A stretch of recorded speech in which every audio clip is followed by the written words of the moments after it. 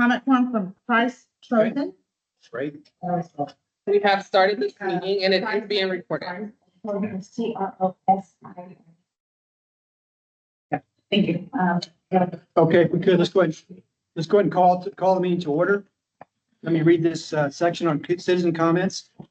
This agenda item provides an opportunity for citizens to address the board or committee on any matter that is not posted on the agenda. Anyone wishing to address the board or committee should complete a citizen's comment registration form and submit it to the board liaison or board chair prior to the start of the meeting. There is a 3-minute time limit for each citizen to speak, with a reasonable limitation on speakers on one topic or item, with a maximum of 15 total minutes on the same topic item. Anyone wishing to speak shall be courteous and cordial.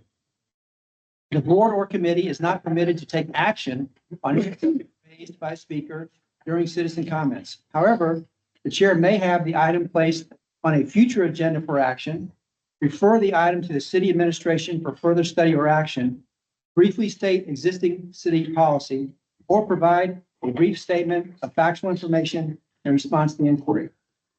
And we want to welcome Price Trojan. Price, welcome for coming. So would you like to go ahead and make your comments? Yeah. Okay. My name is Price Trojan. I'm actually on the sustainability committee as well here at Farmers Branch. And at our meetings, we do a lot of talk about different areas of the city to make them more sustainable. And I'd like to lead into this by saying you guys did a great job with the seating at Holiday Park. The Bluebonnets, they look fantastic. We hold our meetings at the fire station right there. So they look great. Our chairperson said that she would see families there taking pictures all the time, and it turned out really well. And my comment is a little bit on that same vein, but just a little bit different. In Farmers Branch, we have a park called Creek Ridge Park on Webb Chapel, just south of Valley View. This park is fairly good size. It is also quite inaccessible without risking life and limb to get to it from anywhere that you can park, because it's just on the other side. It's on the east side of Webb Chapel. The only place to park really is on the west side of Webb Chapel, on one of the residential streets like Randy, Selma, or any of those. And in sustainability, we had discussed previously of someone coming to a parks meeting and suggesting it, and then seeing if we could possibly talk to someone about getting it done, where we would almost rewild that park. No one goes there, and I think that'd be a good place to maybe put in some native wildflowers, or even planting some native milkweeds, as we are on the migration path for the monarch butterflies. And planting milkweeds is a very good way to get them, to help their populations, to help them on their migration trips from north to south. And since it is fairly sparsely used by anybody, that'd be a good place to go. And an ROI on that for after wilding and putting in that is that you wouldn't have to mow it, weed it, have the parks department go and do all the regular maintenance to keep the grass low. So I'm not saying the entire park, but maybe a sector of the park could be rewilded with native grasses. It's right next to that spillway, so some deep roots would help prevent erosion. And then also with the flowers and milkweed to encourage pollinators to come. Thank you, Price. Thanks for coming. So so I recap. So you're talking about Creek Ridge Park. And so what you're saying is that your proposal is that the Parks Board consider taking a portion of it and rewilding it, not necessarily the entire park. It's a really big, it's a lot bigger space than you would think, just because you can't really see too much of it from the road. but it's also sparsely used just because of the difficulty in getting to it with the high traffic and the traffic speed, the speed of the traffic on that. Yeah, it's like some of our other parks, it's basically just a green space. There's no driveways, there's, No parking, yeah. It's not really a park, it's a green one. pocket farm. Okay, great. Well, Bryce, thank you for coming and sharing that. Also, thanks for your service on the Sustainability Committee. And thanks for sharing this with us. So my understanding is we can't really actually address it right now, but we can definitely take it under consideration. And also want to say you are more than welcome to stay for the rest of our meeting if you like, or, I'll stick around for a little bit. okay, you're welcome to do so. I would always come to ours. Any other comment on that before we move on? Okay, if not, we'll go ahead and go to C1, which is to consider approval of the minutes for the March 2025 meeting and take appropriate action. Does anybody have any comments or any corrections or anything needs to be done to the minutes? See circled over there. No, No edit? Oh, those were notes for you. this is just not for me. Thank you. Does anybody have any comments or any discussion? If not, can we have a motion to accept the minutes as is? I make a motion. Okay, thank you. All those in favor say aye. All those opposed say nay. Okay, thank you very much. You're doing a great job. Appreciate it. Check this one. So, Okey doke. So now we're going to go to C2, agenda item C2, which is discuss the community garden.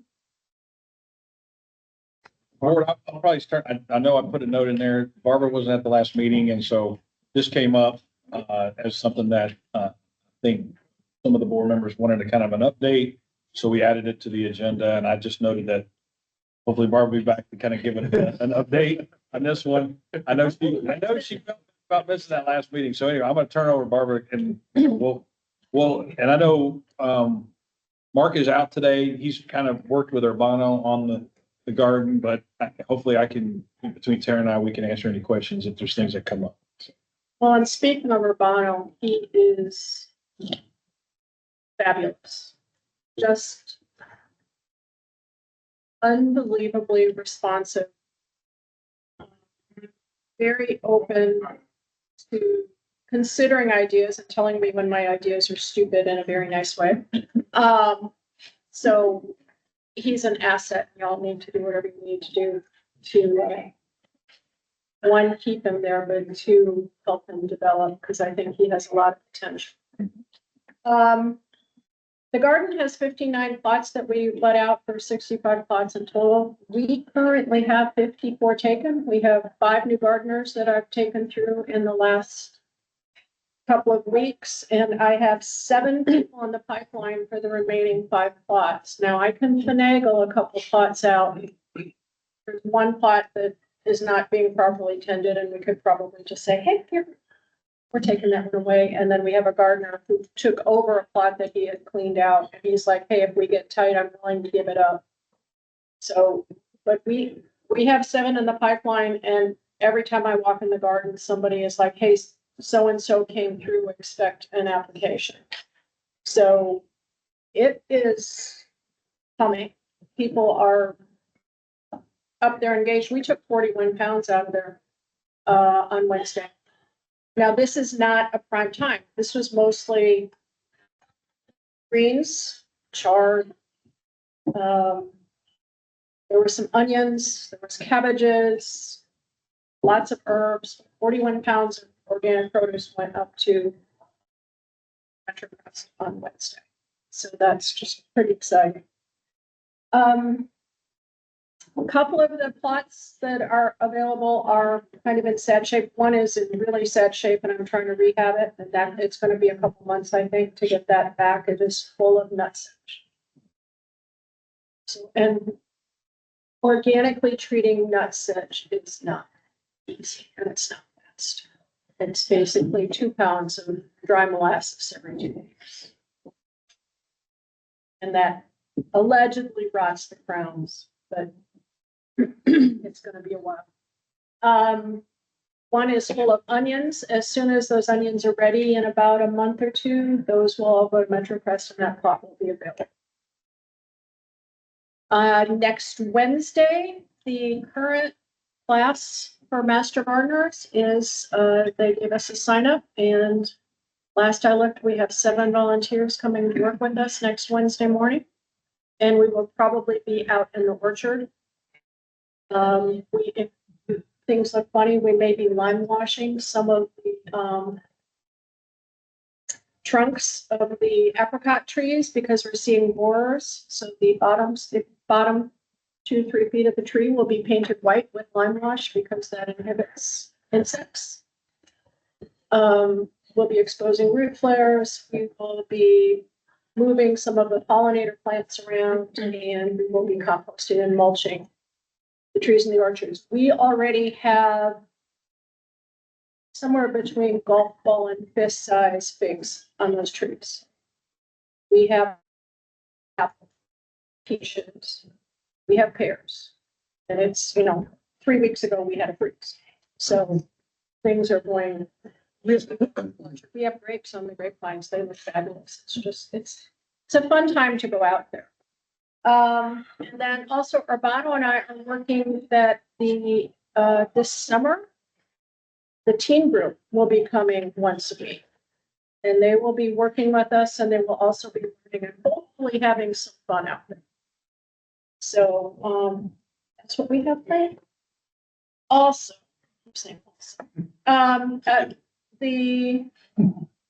not this last workday, but previous workday, Richard Jackson, Yes. councilperson, came, and he and Ben Williamson had toured the gardens so prior. And they were talking about maybe moving the gardens to a different spot in the city onto city-owned property. And he gave us 3 sites, one of which unfortunately is Creek Ridge. But Creek Ridge is very low on the acceptance list with the gardeners, again, because of accessibility, and also infrastructure is not there. There's no restrooms, there's no parking, there's no whatever. So probably of the 3 sites they gave us, well, there was one site they really were kind of enthused about, and the other 2 were the no. The others, one that was kind of a no, was adjacent to the Rose Garden, but west, kind of where that little parking lot for Hoya is. There's a little bit of green space there. It is very small.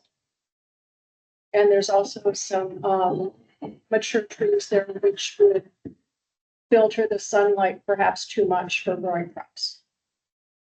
The third site they suggested was across from the library adjacent to the fire station. That is on a hill. There's a bit of a hill there, but the site could be managed actually pretty, that you could do something really, really interesting there. And then you have the infrastructure, you have a restroom there at the library, perhaps even the fire station. And you have there's a lot of city infrastructure already in place there, and it would be an issue of moving soil and designing it, as opposed to creating ingress and egress on what is actually a very pristine piece of, probably one of the last pieces of Blackland Prairie sitting in Farmers Branch. And if we could do something like in the Laura Bush Center on that property, that's probably the best use of that. That's really wonderful. We've got lots of peppers, lots of tomatoes. One of the things we're going to do, we're doing an experiment in the orchard. We're going to put watermelon and cantaloupe in the raised beds.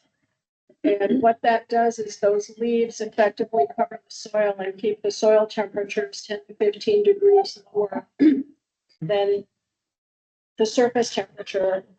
And we get watermelon and cantaloupe. We just kind of threw some out there last year. We got 20 watermelons out of the box. Wow. So we're going to try that in more places. And that was the healthiest looking tree in August when things were miserable. That tree was semi-happy because leaves basically acted as a green mulch and kept the tree happy. And so we're gonna expand that. Yes, Hey, may I interrupt? yes. Because I want to go back, Yeah. I want to go back to something Barbara talked about. I took David's lead and I went out to the garden this week. And I came back with a different impression than you did, David. That space for that garden is too small.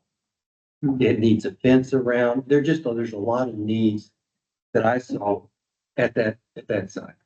And what I did as I was going to Myra Street to go down, I drove by the park, the Creekside Park, thinking, watching that, and then coming back, and I can't get out of my mind is we really need to entertain the possibility of moving the community garden onto city property to get the city invested in its long-term sustainability. And I don't know whether that's possible, whether our city councils has an appetite for that. Sounds like they kind of do. But I think for the long term, we really need to be able to put that garden somewhere where it can expand.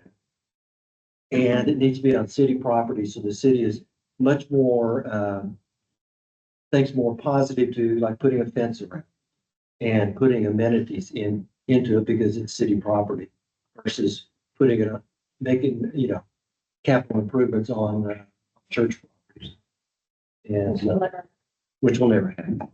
And so I really think as we keep discussing it, I really think with the green spaces that the city has throughout the city, that is a better long-term thing to look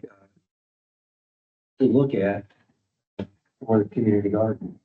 That's just my opinion. We make do. We make do. So and forgive me, I can't remember if it was last week, because I had gone out to see it, and I was just very impressed by, I've never been there before, just very impressed by, just all the great things you're doing there. Now, it's a couple questions. So the question really had was this whole talk about making it a nonprofit, transitioning from its current state to a nonprofit. Mhm. If we were to move to a city-owned property, Mhm. I know these are maybe the parallel trains going down parallel tracks. Is the transition to a nonprofit going to happen anyway? And if so, if you could explain a little bit more about, I was just understanding. Well, we're working down that path, although I keep hitting roadblock. I mean, I've had a CPA turn me down. I've had an attorney turn me down on helping me set it up. Urbano told me that the Farmers Branch Credit Union may help me with that if we put the accounts there, which to me, that's kind of a no-brainer. I think it sort of makes sense to have a 501c3. One, I'm not sure you're going to get all of the gardeners abandoning that site. If they do, they do. If they don't, they don't. And again, that's a discussion between the church and the gardeners and that school. I think it makes sense to have a 501c3 because there may be some things that the city may not be in a position to do that the gardeners will want. And being able to go out and fundraise gives them the opportunity to do that and then perhaps donating it to the city. I just think having a structure in place right now makes sense. Because this is all very ephemeral. We don't know what's going to happen.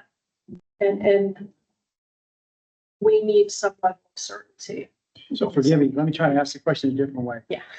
So transition to nonprofit, who's in charge of that? Who's the person? Is that you? Yeah, Okay, it kind of fell on me. okay.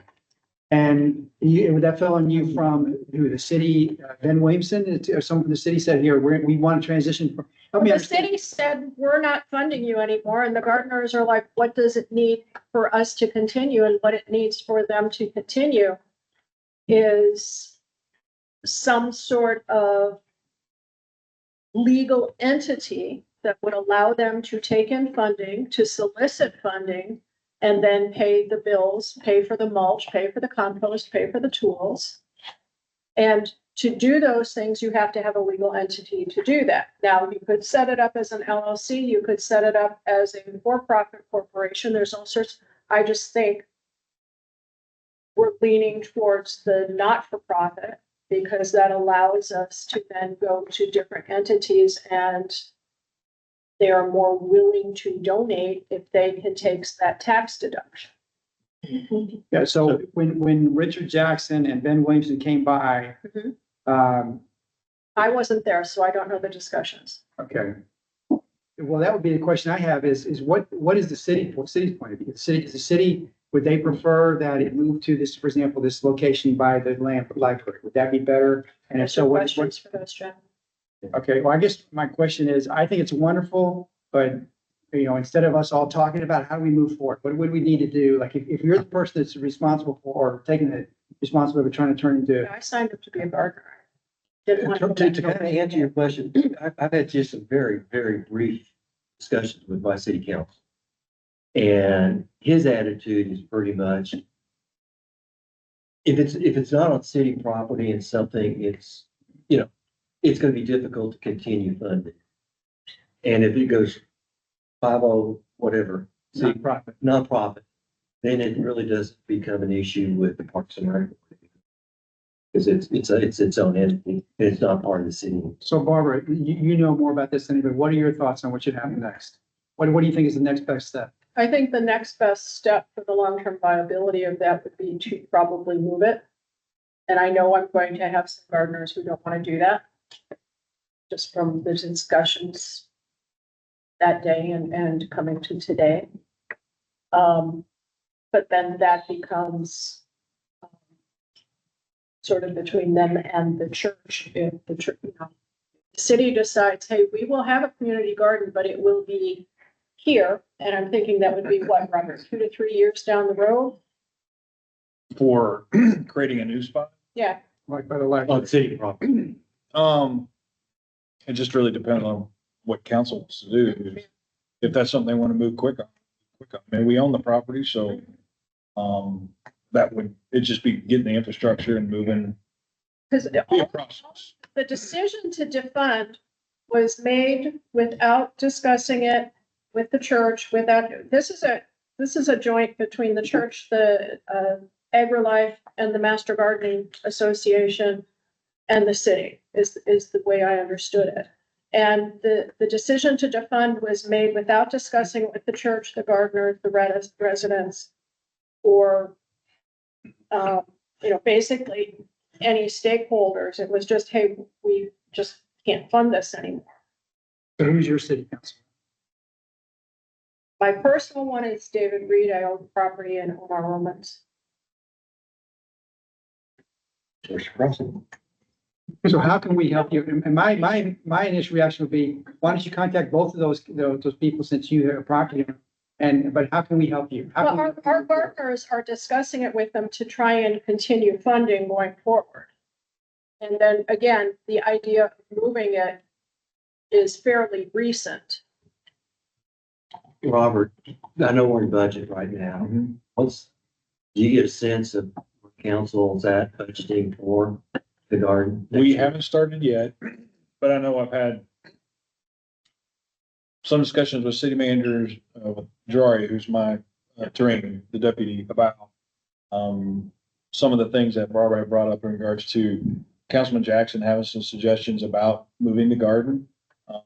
So I guess it's on their radar, but I haven't gotten we haven't really started our budget process yet. We're kind of late on the process this year, with the finance director leaving. So I'm hoping we'll start getting into budget a little more, probably here in the next couple of weeks.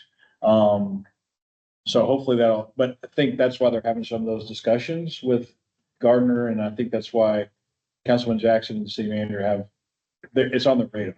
So I do know it's going to be part of budget discussion. I couldn't tell you. I don't have any input on where they're going. What you heard tonight is I've heard some of that as well. The gardeners are calling and emailing their council people.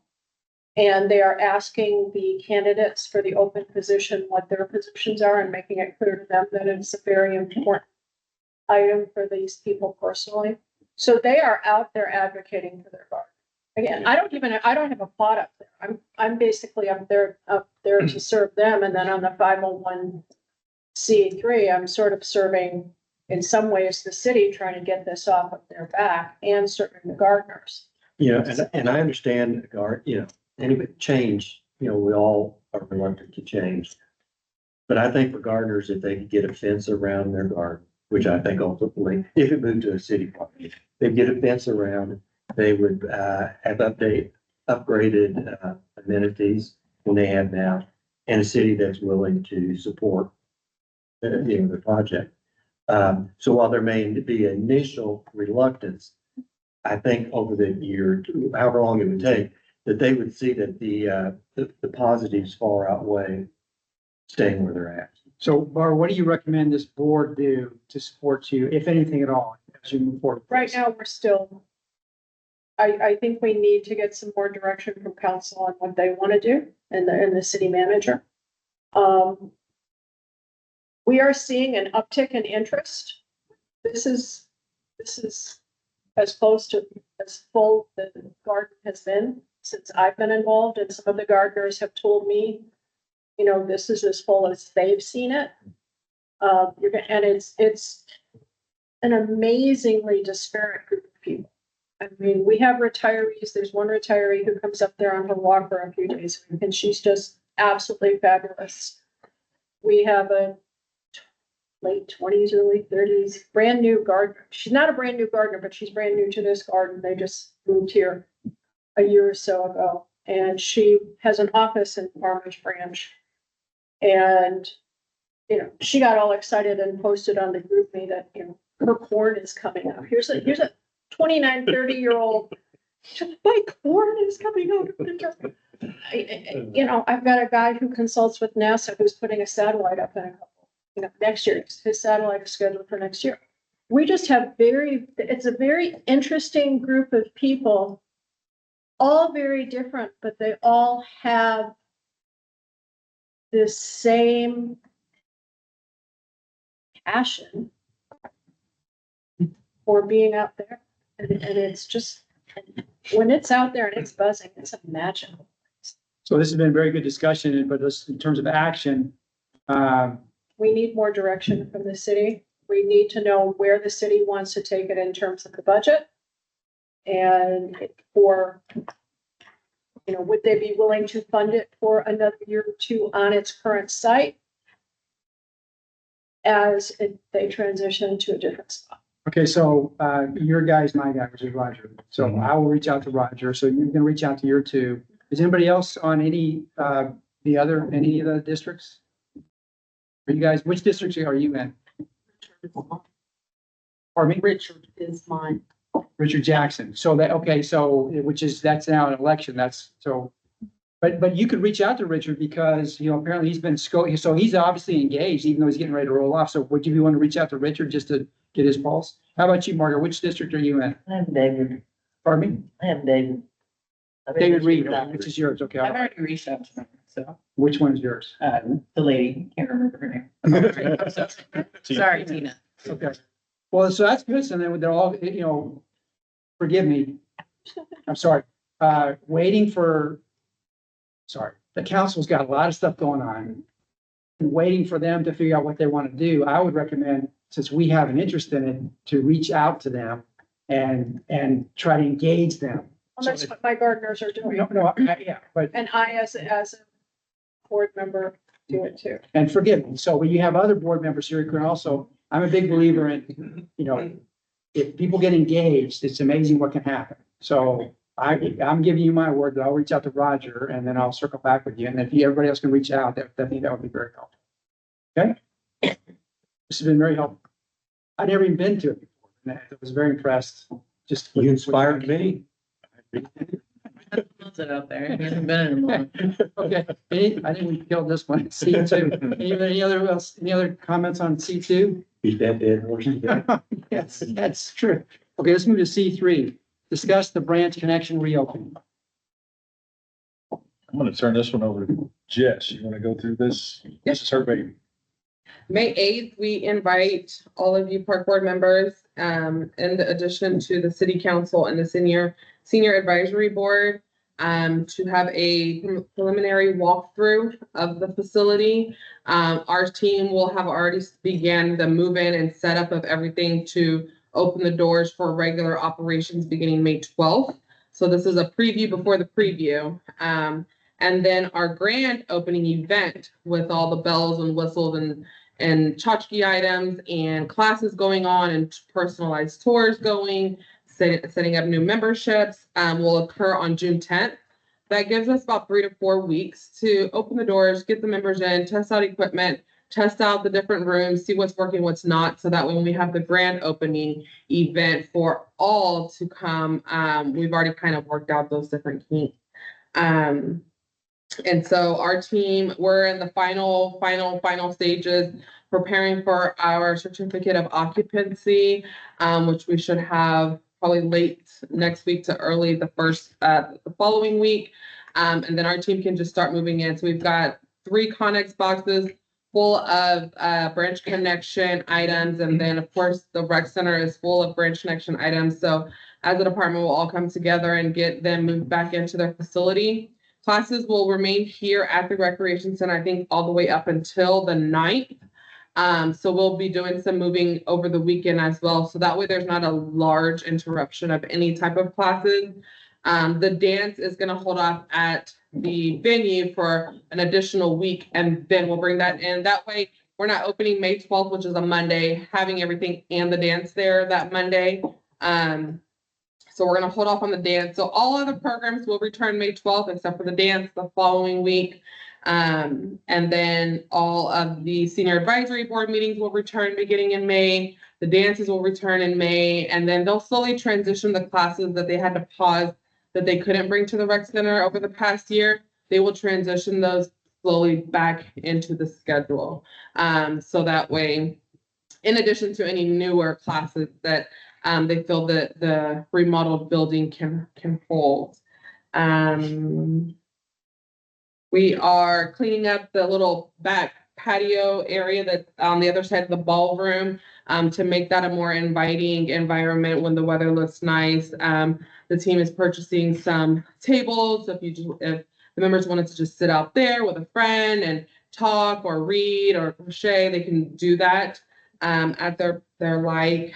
And then just the entire building itself it just looks amazing. It doesn't even look like it was the branch connection. And me going through phase 1 and 2 of the rec center, I'm like, oh, this is still the rec center, and the branch connection, I'm like, what? This doesn't even feel like the branch connection. So I'm so excited for the members to go back. I'm excited for the members that have paused and want to return back to their building to come back. I'm just excited for our community in general. That's great. So it's really, you feel like it's a whole new space. Yeah, Wow. That's it great. does. Even the ballroom. And so, the ballroom's kind of the staple of the facility, and you walk in there and you're like, wow.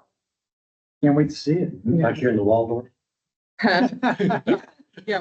Say the ballroom looks to me as good as, and a lot of it was just redo. Like we didn't put new floor in it. We just refinished the floor that was in there.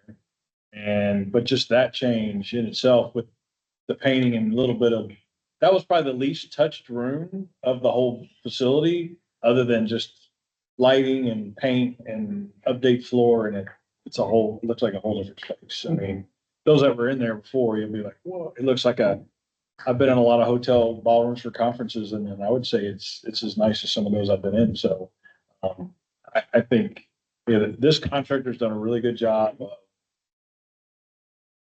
trying to be efficient with the funding that we have.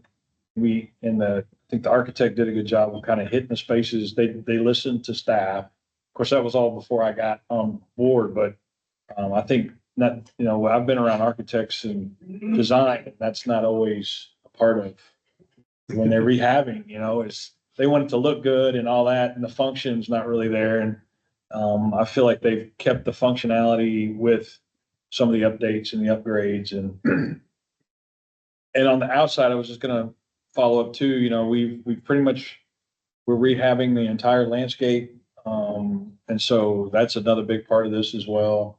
And so when you go, you'll see the landscape in addition. We didn't do a whole lot of exterior changes. other than the landscape. And, we did have the vendor come out a week or so ago. They power washed the entire facility on the exterior. We've painted some of the metal and just done what we can. We've like restriped the parking lot. It's just those little things that kind of the outside makes it look like everything's new. So it's exciting to kind of see it all come together. Staff's coming together. I think Jackie, the manager, and his staff are just ready. They're ready to move in. And so, yeah, so I would say it's kind of all hands on deck, probably starting in a week or so. The contractor's still finishing up their hope to turn over the building with a CO the week of the 28th, which is, we've got next week to kind of doing a lot of finishing up and final inspections. And we had a meeting with them today. There was a few final inspections that have been completed.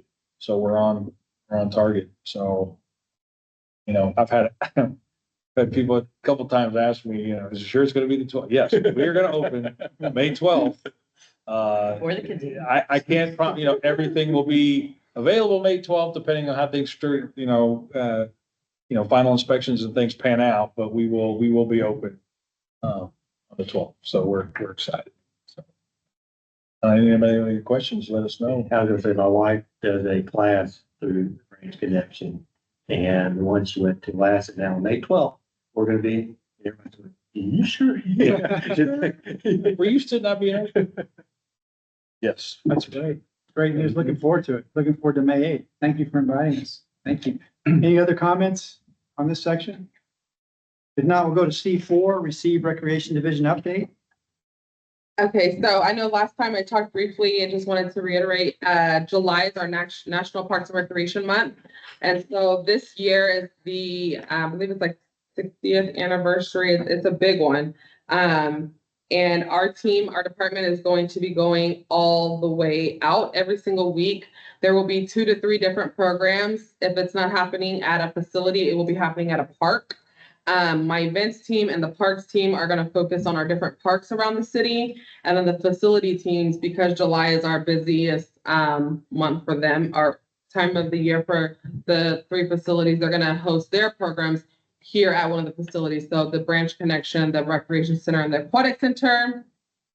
We're going to get swag items together to hand out at the parks, kind of meet the residents where they're at the park, and show them what Parks and Recreation is about. We'll do a variety of classes. So we might bring an instructor out to a park and do a pop-up class, of course, free of charge. Chalk in the park. We'll hire, what's some other? A tour of the parks that we have. A tour. I think Parks is also doing like a playground inspection type of ordeal with the families. And then we'll just do a variety of different things. And so we will have all of that posted. We're hoping to get a section in the Branch Review and the newsletter that comes out in the water bill. And then we have lots of content that will be posted on social media. And then we also want to hit emails through our ActiveNet registration system that will go out to previous members, current members, and people that are just in our database to spread the word. And so we will ask if you guys can also assist us with spreading the word. Once we get that marketing material finalized, we have to, because of the branding of NRPA, we have to do it all specifically into a T. So once the team finishes that, I will get with Linda to get that to you guys.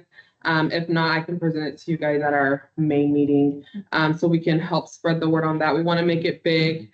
And then we'll, like I said, we'll also have shirts for the board members as well. And also a proclamation too. Oh, yes, and a proclamation. We'll do that the second council meeting in June, and we want to have all of you guys there at the meeting. And so we'll get you guys an invite and put it on your calendars to have you guys there to do a proclamation for the National Parks and Recreation. Second one in June or July?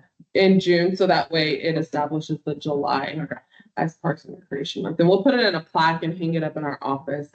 We actually found one from Mayor Dave Blair from 1991, his National Parks and Recreation proclamation month. And so I was like, oh, Paul found it. That's a blast from the past. Yeah, yeah. What's the So school's name? Oh, weird. Yes. Elmer's? Yeah. Yes. Yeah, I have that in my office. And then I had on here, we have Fish and Fun, but we also have, and it doesn't have to be Fish and Fun, but we would like to get more board involvement at our community events. Similar to kind of the senior advisory board where they're more of an assistance as running our booth, so our Parks and Recreation marketing booth. So we'll have that at all of our events, just kind of handing out, being an ambassador for the City of Farmers Branch, as well as Parks and Recreation. And so if you're ever interested, please let Linda know. She'll get that to us. Just, a brief email, and then the team can send you all the detailed information. I can also put together just like calendar of events 2025 spreadsheet, and then we can just pass that around and kind of sign that up, and then contact you for the event that you've chosen.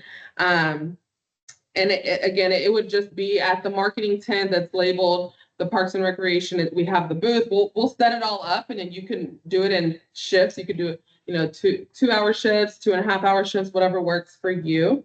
And then I wanted to also talk about the rec center. They're going to, I don't think they're going to start it over the summer. They're going to start it in the fall, but they've already established a relationship with the special education department with CFB ISD. And so right now, a group of those kids, they go to like a restaurant and they work at a restaurant within Carrollton Farmers Branch. And so they're actually going to do that here at our facility. And so they will partner with the recreation center and, whether it's wiping down a piece of equipment or cleaning a basketball or sweeping the bleachers, they'll be partnering with our facility here, staff, to have that program here. So just wanted to let you guys know that's kind of what the team here is also working on for their community outreach. The events division had their first events review subcommittee in April. And so that consists of a couple of board members from various boards that have experience and background in putting on special events to review all of the past events, current events, and what they would like to see moving forward for the City of Farmers Branch event. So we had our first meeting in April. We'll be sending out some homework and then having our second meeting the first week of May. Homework? Yes. So this is the committee that you guys are both on. So first of all, Subcommittee. Subcommittee. subcommittee. So thank Yeah. you both for doing that. So any feedback you'd like to share with us about, Is this the time we're doing it? Yeah.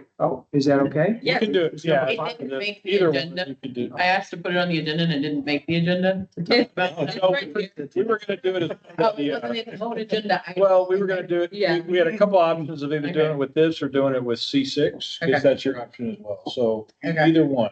You're fine. What's better? I don't want to get out of order, but that's number 5 on the agenda. So It's in there twice, so whichever one you guys want. You wanna? You can start. I can start.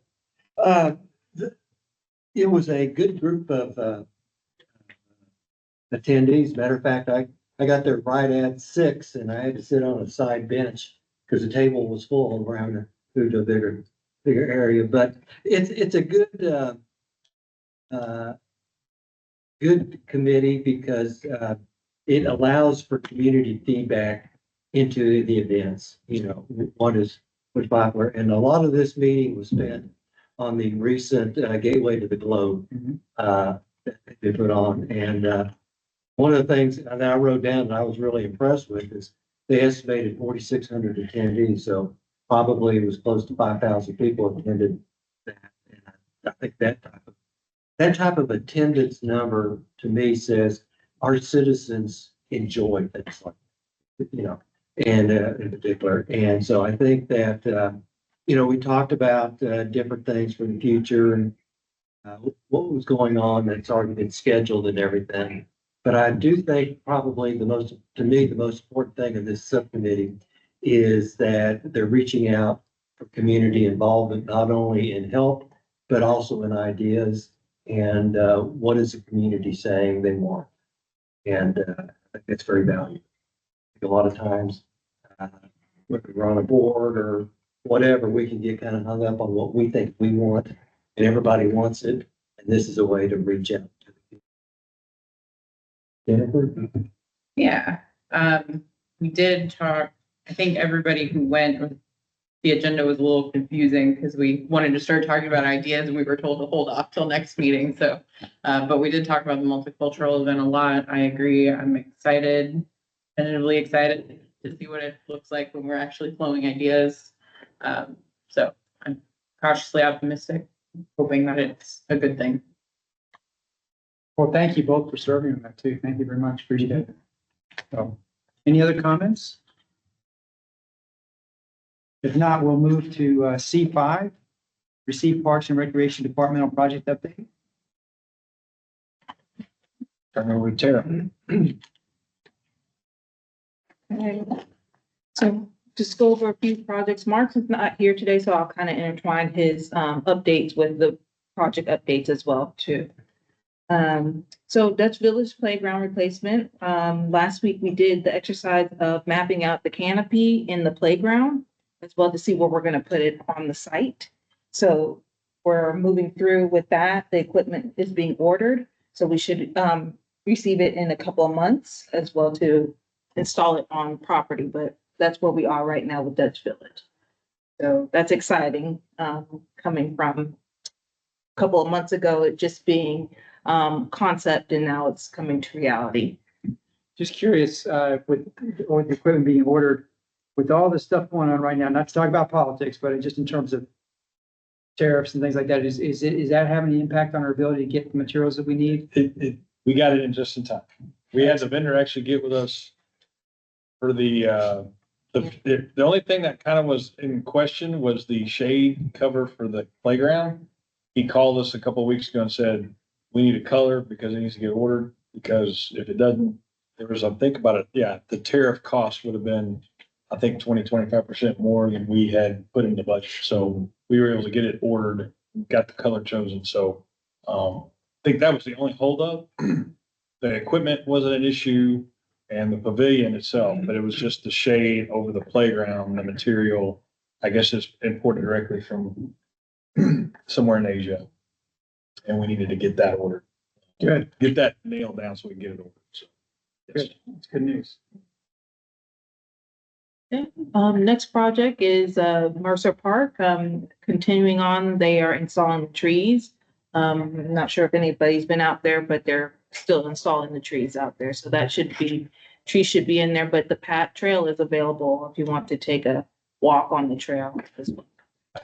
Tara, I think the trees, I don't know if we ordered them. Yeah, that's the next on step. So, I think we're still in the process of trying to get those ordered. So, and then after trees, we'll get the turf. Just on the side closest to the lake. I do have a question.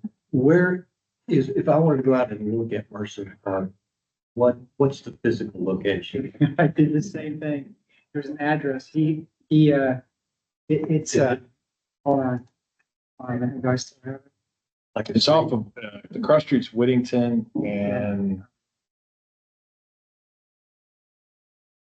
I did the same thing because I wanted to find out where I'd never seen it before.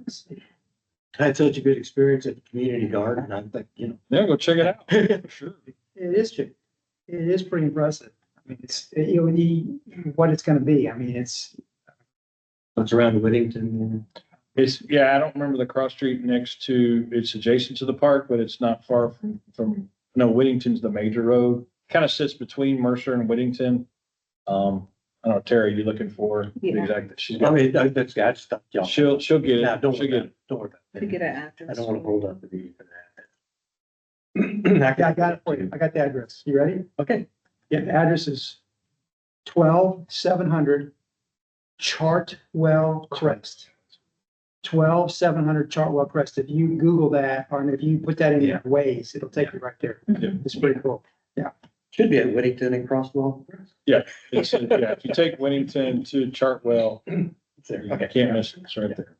Or you can go Mercer Parkway and then go and the intersection, make a right on Chartwell if you're going west. Okay. Or just plug in that number and the lady will tell you how to get there. The lady's helpful. She's very helpful. I don't know how I function without her. course, you got Bennett. Maps. Rerouting. Okay, so the next one, that we're looking at right now, we have, initiated the public outreach portion of, Squire Park for this park. So our first, public outreach meeting is on April 30th at the park.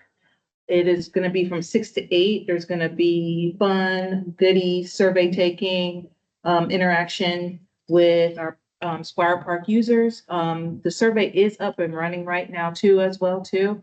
If you want to take a look at that to see if there anything you want to add to what could be the new Squire Park for this transformation as well. Then on May 7th, we'll have a virtual meeting.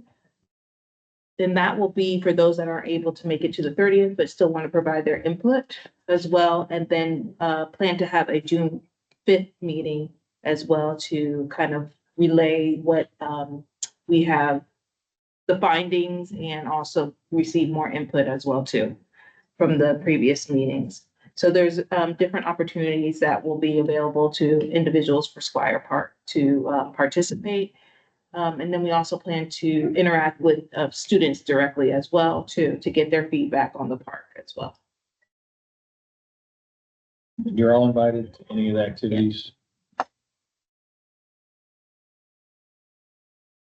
I really wanted to go, and that's my husband's birthday, April 30th. Yeah. That's right. Multiple opportunities. You guys can join anytime. Anytime. Branch Connection, again, as you know, they're renovating it. That is coming up soon for the opening, so that's exciting. And right now, they're still finishing the floors. Sorry, not finishing the floor, but there's renovating as well, exterior paint, as I'm kind of trying not to repeat what Robert said. But landscape installation is happening right now. And so Parks is working on medians throughout the city. They will get to Josie Lane, but as of right now, they're working on the landscape installation. So then Josie Lane will be next on their list to get to for median restoration. It don't work. And they're also testing the generator as well. Looking forward to it. Gussie Field Waterworks Park, we are looking at the material selection of color for the new We Go Around playground equipment. And so that will be installed, well, as soon as they receive the color selection, then we'll get moving on it, ordering it to be installed. And then get back to you again when it will be there. So, Is the We Go Round, is that the one that came from the Rotary? yes. Club? That's Thank you. Anything else? that concludes my presentation. Anybody have any questions for Tara? So I just want to thank you, Tara, for sending out that link to the master plan specifically about what pertaining to Parks and Rec. Thank you very much. That's very helpful. Appreciate it. Thanks, Wade. Thank you for coming. Appreciate it. Okay, so now we'll go to C6. Receive an update from board members on parks, programs, events, or facilities attended in the city of Florence branch. Went to Gateway on the Blue. It was a lot of fun. I did too. That was fantastic. Well attended, good food. Anybody else? Hi, Christina. No, Margaret. I actually worked at a food. So was Margaret. She worked for what, fire department? Yeah. I worked with the Friends Sport Club. Well, good. Well, thank you for working. What did you guys think? It was fun. I loved the little passports they had. Even there were adults that were even going around trying to get the little flag stickers and everything. So it was quite a good experience, I think. And I got a chance to walk around and I got to see the orchestra. You know, they had so many places to go. It's like, what do I do now? And so I think they did a good job because there were a couple of ones down on Ford Road. So I got to see a couple of things there. And I went into the venue and got to see an orchestra and got to see the dragon dance and everything else. So I think it was a great event. Thank you. Anybody else? Any other thoughts, comments? So I also went to Hoya and saw that they've taken care of the signage, so I was pleased. My grandkids went, so That's a permanent solution, so we're happy. It looked. they were impressed. They were really, really, really impressed. Just to kind of reiterate, Adrian, so the Hoya sign that's on is it the north side, closer to the creek, Right. we had a large Hoya spelled out sign. And when we got first installed, when the park was open, they just used vinyl on the outside for the color of the sign. And not long after we opened, the kids started peeling it off. So we fixed it. We had one letter peeled off, so we fixed it. And basically, I think it was a week after that, we got fixed, they peeled it again.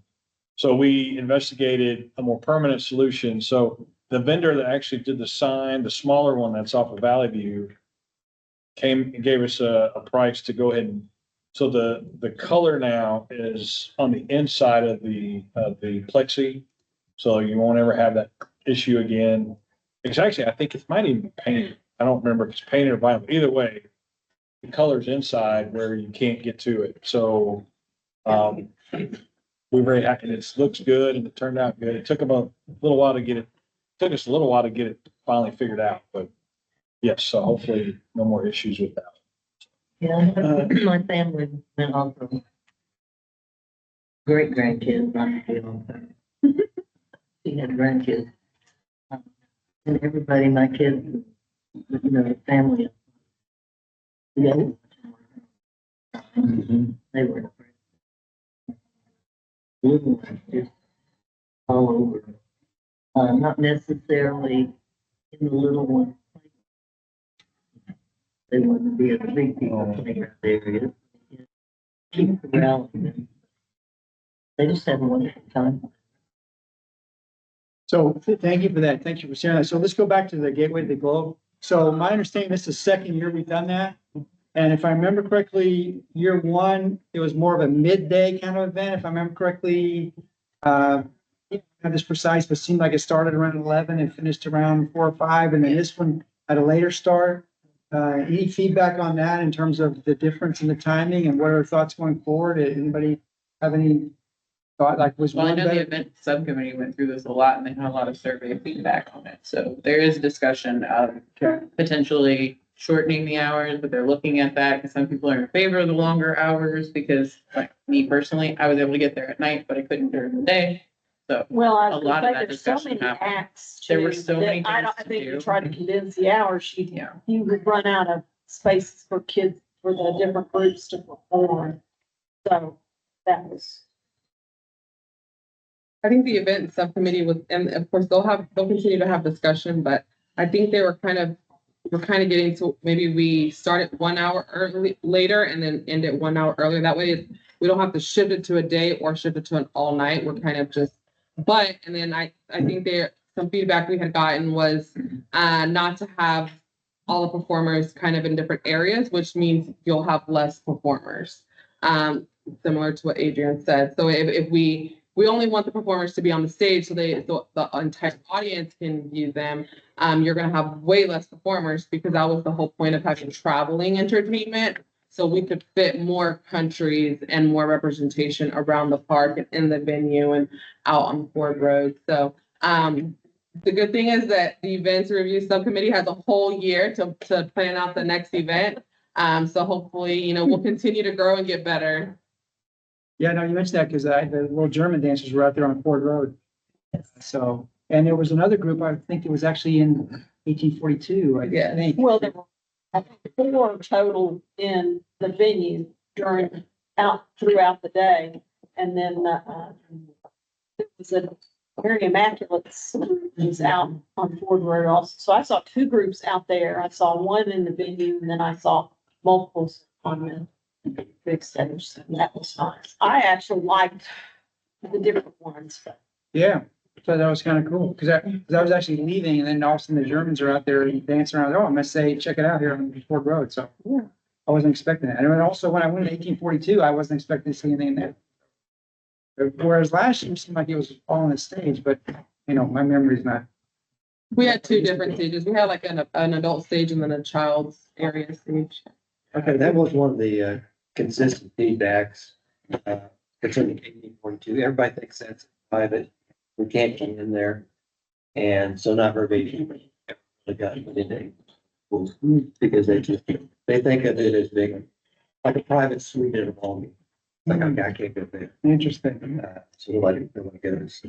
They didn't do the Bluegrass Festival either. Nobody really- That signage would fix up. Or open the doors. Such a beautiful facility. Yeah. Just beautiful. Okay, thank you. Anybody else? Any other comments? I guess the other one, the big discussion everyone seemed to agree on was moving food trucks inside. That was a big discussion. Yeah, they did discuss that. The only thing with that, and we'll get into it more with the event subcommittee. And I know a lot of you guys are aware, if it rains the week of, you can't have them in there. The meadow does dry really well, but the weight of those trucks are so heavy and they damage the meadow.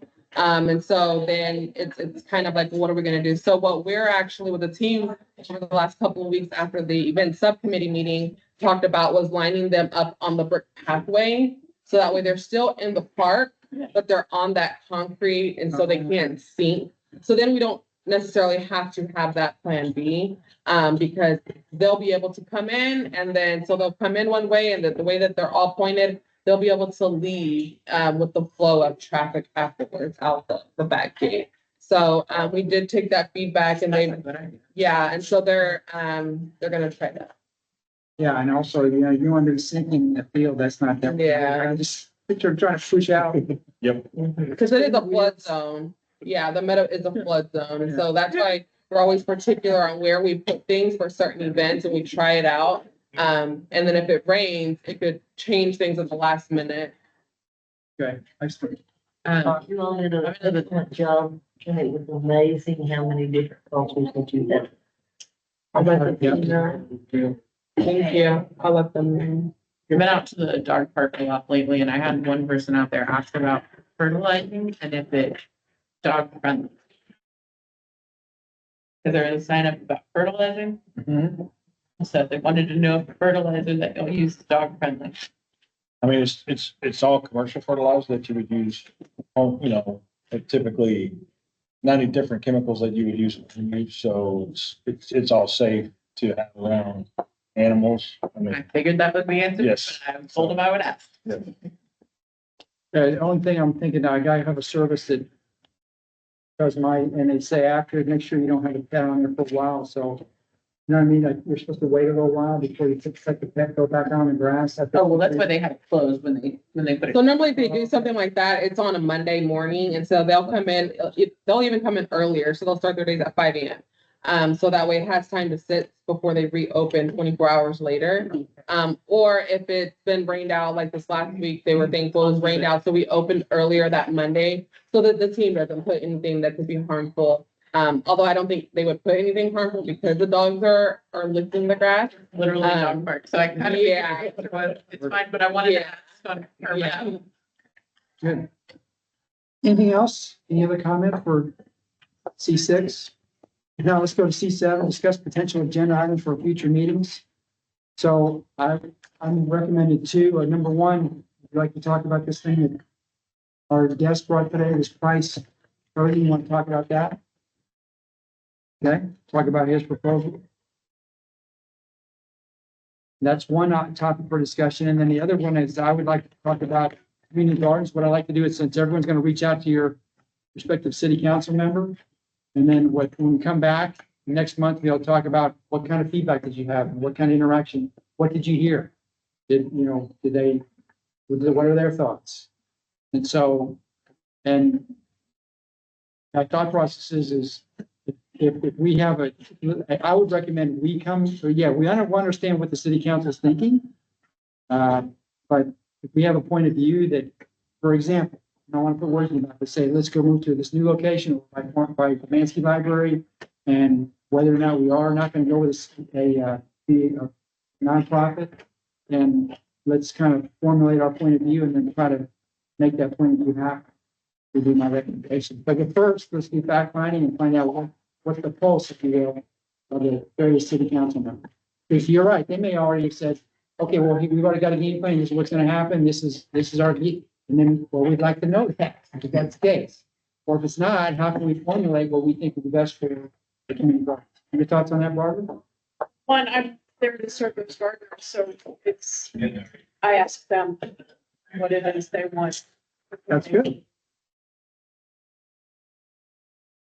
I like to put the event subcommittee on there, Yeah, and I pretty much keep asking. yes. Yeah, David and I are both likely not able to go to the June one, so if anyone wants to go for us, we already know we can't go to the June date. What's If the it's date? first, they've been saying it's gonna be the first Thursday, it looks like, but I can confirm after this next. Yeah, let us know, we'll make sure. But both of us are What time, conflicted that day. time day?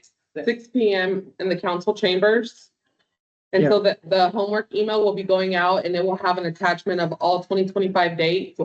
It'll have the location, it'll have the homework, and it'll have all that fun stuff, so you can share that, you guys can share that. So I'll know the date for sure, but if it's Yeah. that first Thursday in June, neither of us can. Yeah, so, because, so, yeah, let us We already know. chatted about that. Yeah. I think it's important that we have representation. Correct. Yeah. And thank you again for allowing us to serve. Okay, anything else? Any other topics you want to add? If not, then, any other discussion about anything else? If not, can we have a motion to adjourn the meeting? I'll make a motion. Second, I'll second it. all in favor, say aye. Thanks, everybody. Thank you. 11:36. Everyone have a wonderful Easter.